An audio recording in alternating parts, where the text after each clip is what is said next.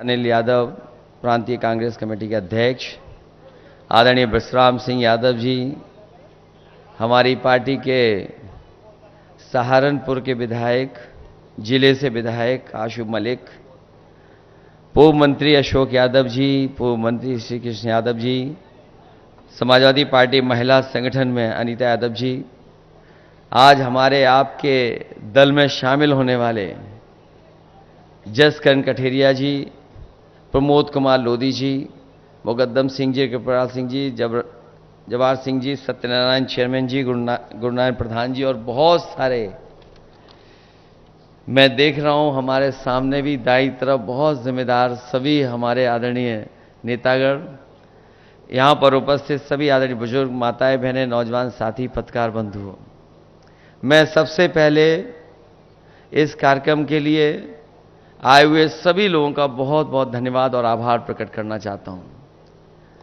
ये जसवंत नगर विधानसभा, यहां के लोगों का परिचय देना या उनसे अपील करना, ये अपने सब वो लोग हैं जो घर के, परिवार के और समाजवादी आंदोलन के पहले दिन से जुड़े हुए लोग हैं।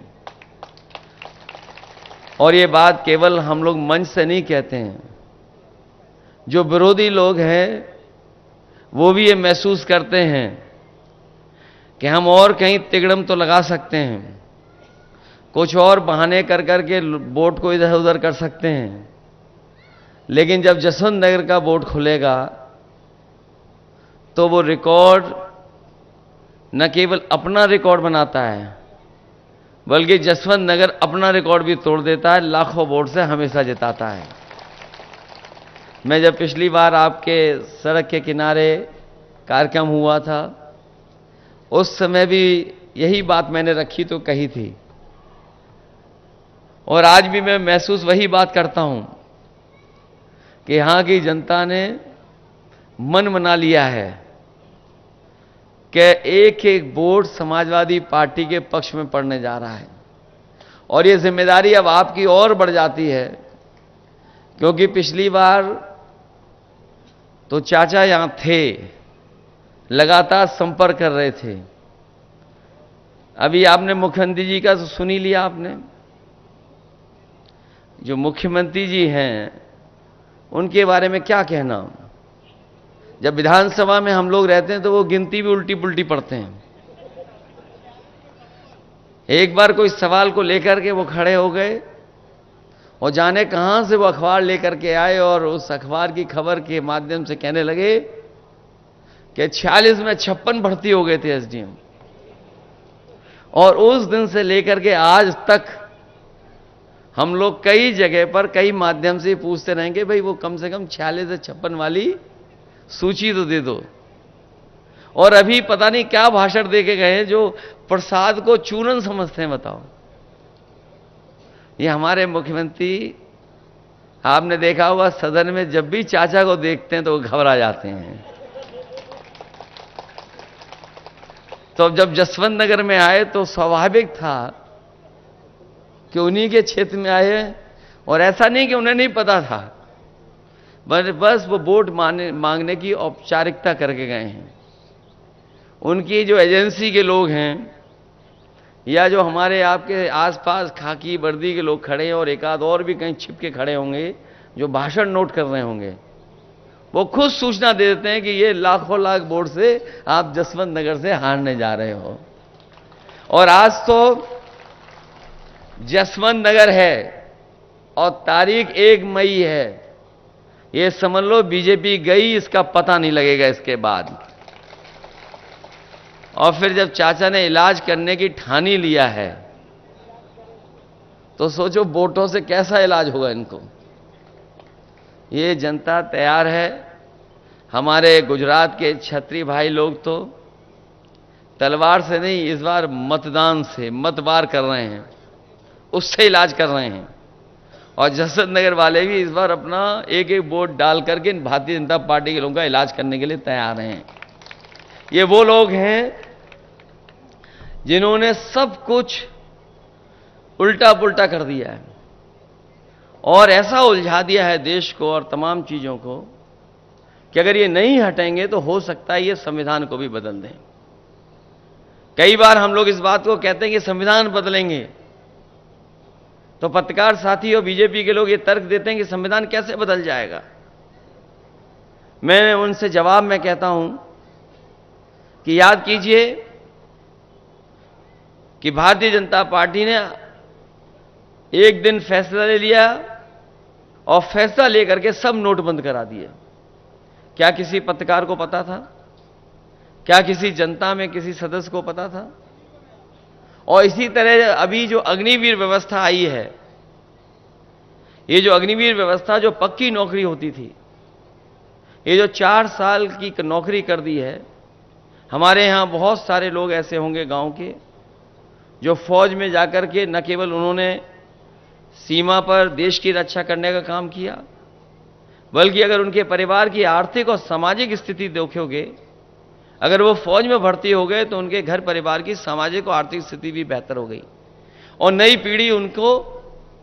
पीढ़ी को अच्छा पढ़ने का भी मौका मिल गया। जब ये जानकारी बीजेपी को हो गई कि गांव के बच्चों की जो पढ़ाई लिखाई वो बेहतर हो गई, फौज में जो लोग भर्ती हो जाते हैं उनका सामाजिक आर्थिक रूप से वो मजबूत हो जाते हैं, तो उन्होंने ये फैसला लिया कि अब पक्की नौकरी नहीं, अग्निवीर के माध्यम से ही नौकरी मिलेगी। हम अपने तमाम नौजवानों को कहना चाहते हैं इस मौके पर कि समाजवादी सरकार और इंडिया गठबंधन की सरकार आएगी, ये जो आधी अधूरी 4 साल की नौकरी दी है खत्म हो जाएगी और जो पहले व्यवस्था थी कि नौकरी पूरी मिलती थी और पेंशन और सुविधाएं मिलती थी, वही इंतजाम करने का काम करेंगे। ये हमारे खाकी वर्दी वाले भी कभी कभी हम लोगों को गुस्सा दिखाते हैं। ये लोग भी जान लें, बीजेपी वाले आ गए तो 4 साल की नहीं, इनकी 3 साल की नौकरी हो जाएगी और बाद में ये हम लोगों के संगी घूमेंगे। और ये हो सकता है, ये पूछे कैसे हो सकता है? भाई अग्निवीर की हो गई तो तुम्हारी भी हो जाएगी। और सरकारी विभाग देख लो, बताओ आउटसोर्स में है नौकरी में कि नहीं है? क्लास 4, क्लास 3 धीरे धीरे सरकार ने आउटसोर्स कर दी। न केवल नौकरियां सरकारी विभाग में आउटसोर्स की हैं, बहुत से विभागों को आउटसोर्स कर दिया।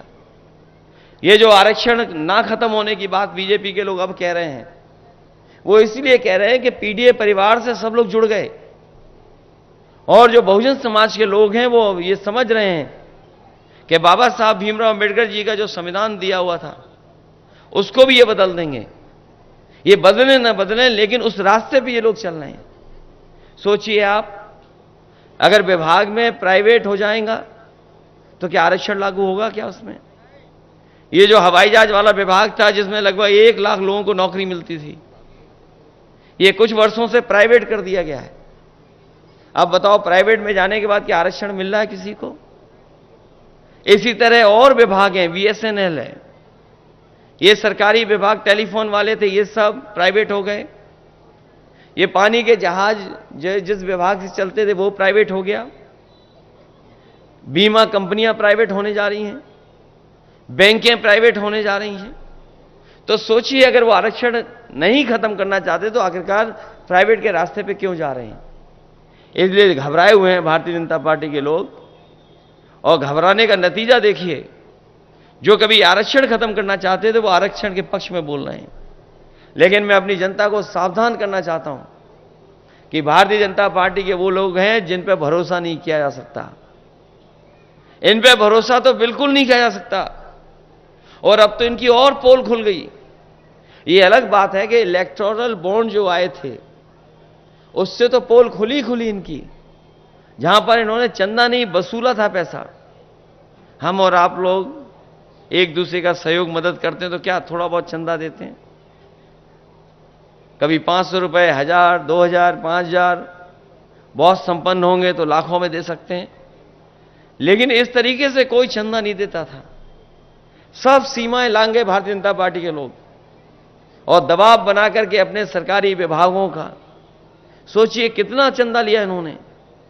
कई ऐसी कंपनियां हैं जिनके पास मुनाफा नहीं है, जिनके पास कोई कारोबार नहीं है, टर्नओवर नहीं है, लेकिन उसके बावजूद भी अपने टर्नओवर से ज्यादा चंदा दिया है। और कोई कल्पना नहीं कर सकता था कि 1,000 करोड़, 500 करोड़, 400 करोड़, 300 करोड़ तक चंदा दिया है।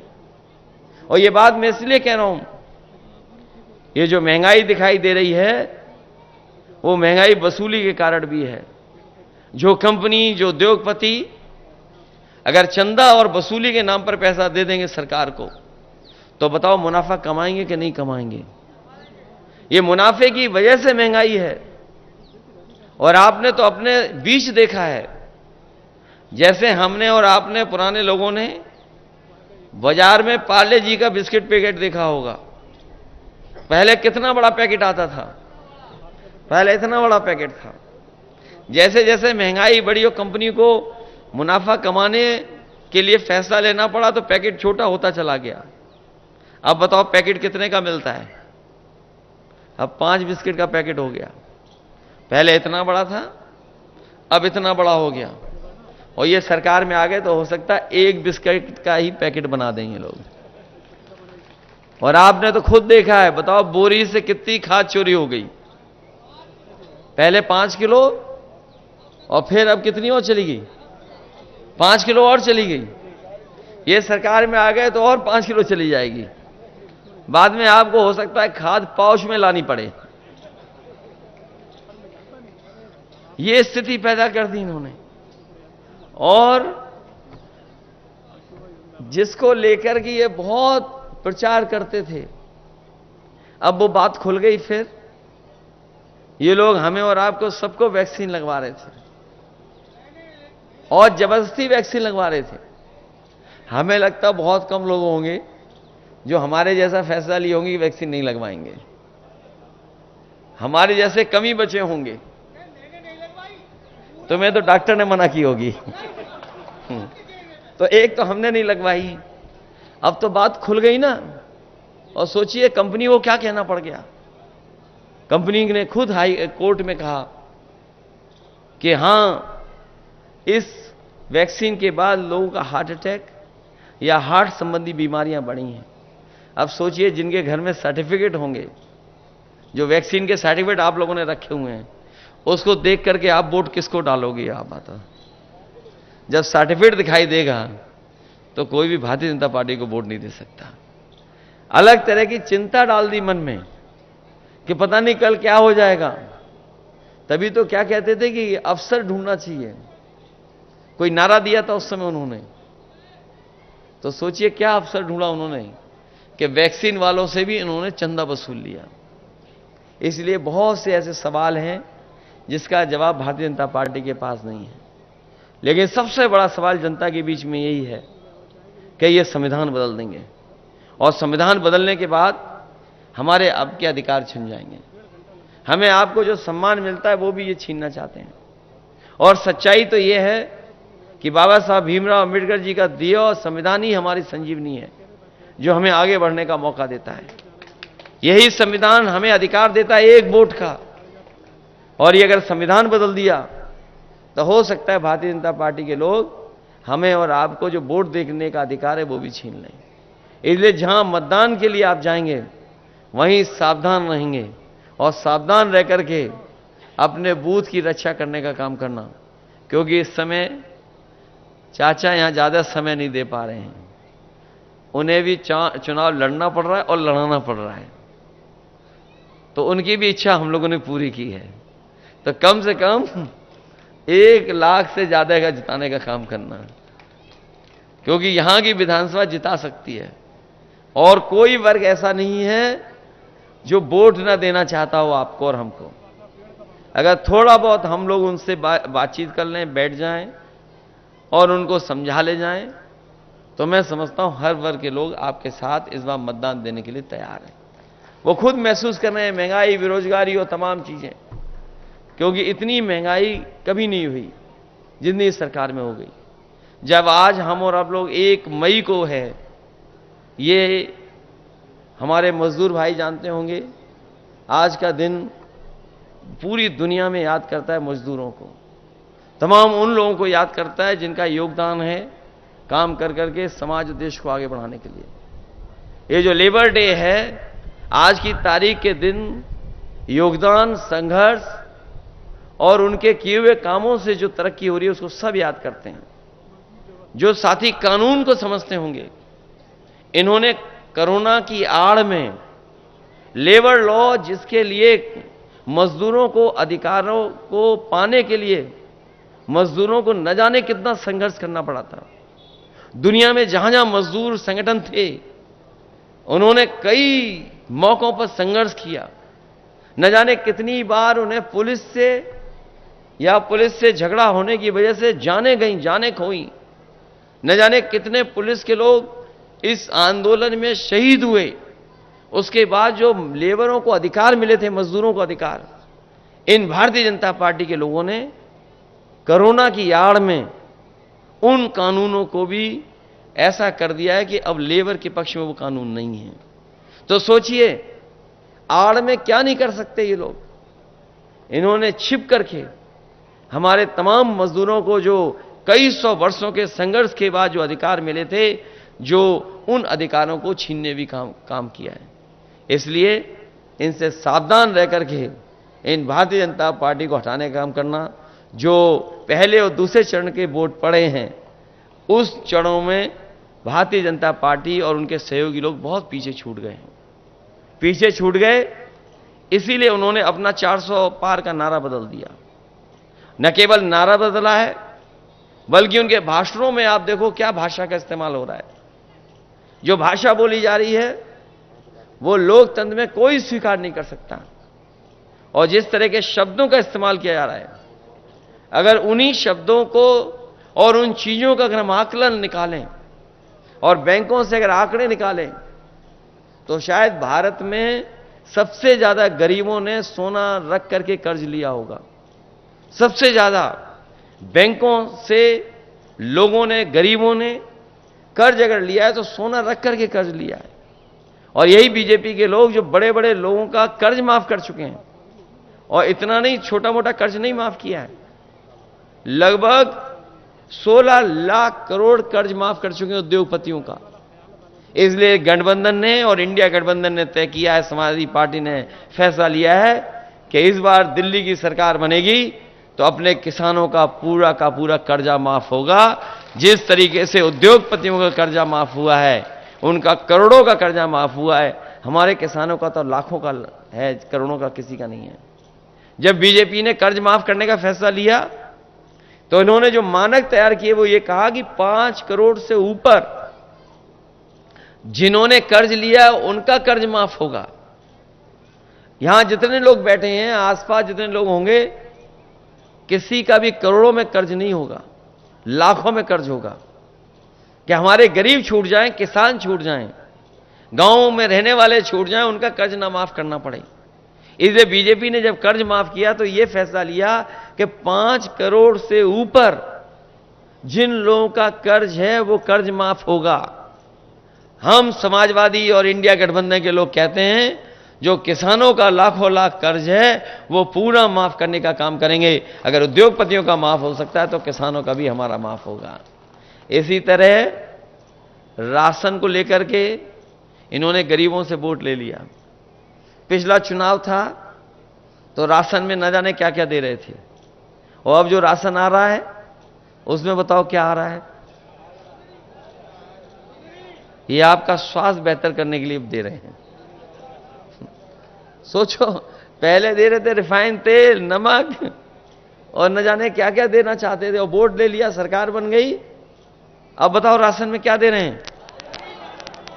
वो इसलिए बाजरा दे रहे हैं कि आपका स्वास्थ्य बेहतर हो। और ये हम अपने गरीबों को कहना चाहते हैं, न केवल राशन की गुणवत्ता बेहतर करेंगे, बल्कि जिस तरीके से संपन्न लोग या जो शहर में रहने वाले लोग पैकेज्ड आटा खा रहे हैं, वो स्वादिष्ट भी है या उसमें गुणवत्ता भी है, पौष्टिक भी है। समाजवादी सरकार और समाजवादी लोगों ने तय किया है कि अपने गरीबों को भी पौष्टिक आटा के साथ साथ डाटा फ्री दिलाने का काम करेंगे। और डाटा इसलिए कि दुनिया में बड़ा ताकतवर देश अमेरिका, आप पता कर लेना, जानकारी कर लेना, कई शहरों में लैपटॉप फ्री दे रही है अपने बच्चों को। वो इसीलिए दे रही है लैपटॉप क्योंकि वो समझ रहे हैं कि जिस समय कोरोना आया था, संपन्न परिवार के लोगों ने, बच्चों ने तो पढ़ लिख लिया था, और जो गरीब परिवार के बच्चे थे, क्योंकि उनके पास कोई न इंतजाम था, ना कंप्यूटर था, ना लैपटॉप था, ना अच्छा मोबाइल था, वो पढ़ाई लिखाई भी नहीं कर पाए, उनके सालों साल चला गया। लेकिन जो संपन्न परिवार के लोग थे, जिन पे मोबाइल था, लैपटॉप था, कंप्यूटर था, वो ऑनलाइन पढ़ाई कर सकते थे। और हम तो ये कहते हैं कि जो समाजवादियों ने लैपटॉप दिए थे वो उस समय भी इस्तेमाल हुए, और आज भी जहां होंगे वो आज भी चल रहे होंगे, और जब कभी भी ऑन करते होंगे तो उसमें नेताजी और हम ही लोग दिखाई देते होंगे। उसकी भी नकल कर ली हमारी इस सरकार ने। हम लोगों ने इतना बड़ा दिया था लैपटॉप, इनने इतना कर दिया उसको, और उसमें उंगली घुसते रहो तो वो चले नहीं चले पता नहीं। और 100 नंबर की भी नकल कर ली। एम्बुलेंस खराब कर दी। एम्बुलेंस इसलिए दी गरीब की मदद हो जाए, लेकिन एम्बुलेंस भी खराब कर दी। 100 नंबर इसलिए दी थी कि गरीब को भागना ना पड़े, थाने ना जाना पड़े, अगर कहीं झगड़ा हो, कहीं भी हो, फोन करे तो उसके पास पहुंच जाए। और जब से इन्होंने 100 से 112 किया है, तो इन्हें पुलिस वालों को ही लगा कि जब सरकार ने नंबर बढ़ा लिया तो हम भी अपनी वसूली बढ़ा लें। तो ये स्थिति पैदा हो गई सरकार में। इसलिए हम आपसे निवेदन और अपील करने आए हैं कि ये चुनाव मैनपुरी का पूरा देश देखेगा, पूरा देश की नजर होगी यहां पर। ये मैनपुरी नेताजी की वजह से और आप लोगों की वजह से पूरे देश में इसकी पहचान है। कम लोकसभाएं होती हैं जिनकी पहचान देश में बन पाती है, और जो वीआईपी लोकसभा जिनको गिना जाता है, माना जाता है, ये मैनपुरी भी वही लोकसभा है। इसलिए पूरे देश की नज़र होगी। जब आपने बाई इलेक्शन में मेहनत करके और साथ लेकर के इतने बड़े वोटों से जिताया था, हमें उम्मीद है कि ये तो परिवर्तन और सरकार बनाने का चुनाव होने जा रहा है, और बीजेपी को हटाने वाला चुनाव होने जा रहा है। इसलिए आप सब लोग मिलकर के पहले से ज्यादा वोट देकर के समाजवादी पार्टी को रिकॉर्ड मतों से जिता देना। यही निवेदन, यही प्रार्थना, यही अपील मैं आपसे करने आया हूं। ये क्षेत्र तो वो है जो चाह लेगा वो हो जाएगा, और हमें भरोसा है कि सब लोग मिलकर के मदद करेंगे। बहुत बहुत धन्यवाद।